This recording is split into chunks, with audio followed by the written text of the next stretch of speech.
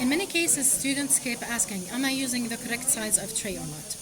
Well, we know that the tray for the compound material should be large enough to cover anatomy. So I'm going to check this tray first. افتح شوي.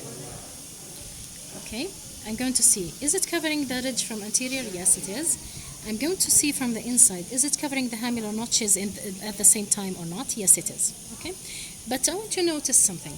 When I open this like a triangle and I look at the posterior areas, I find that the borders of the tray are touching the ridges. I don't have any lateral space.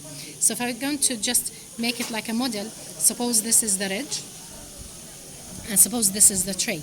Okay, so what you do actually, so many times the students are looking for the anterior area, the tray with the ridge anteriorly.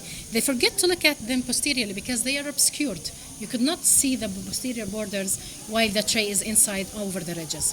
So what happens that we have enough space anteriorly. When the impression comes up, these are hitting the ridges, and sometimes the patients shout because these were traumatizing the ridges. These are stock trays and they have uniform size. So rather than concentrating on the anterior area with the ridges, I need also to concentrate on the posterior. But how to see them? I need lateral space because I need the impression material is compound, and compound is a very heavy material, and I should have it thick.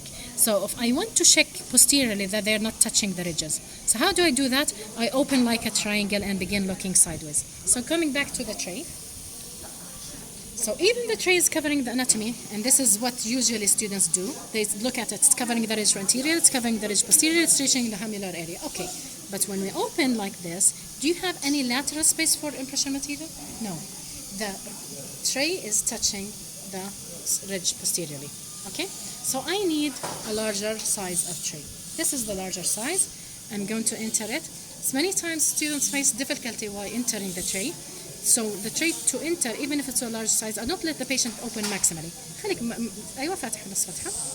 Just while stretching this side, I enter with the tray. Okay, and then I see, is it covering the anatomy? Yes, it is.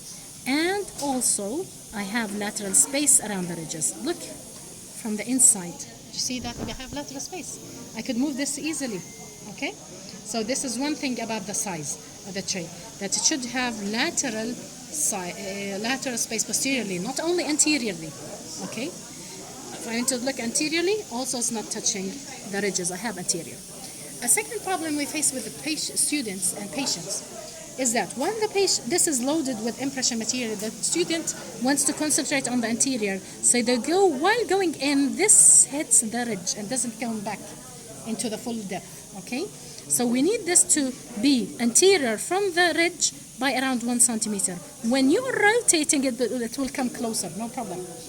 I know 1 centimeter is too much. You would say you don't need that much. But while we're rotating into place, it comes closer. Okay? So always allow enough relief for this to rotate into place. Okay? Thank you. Yeah.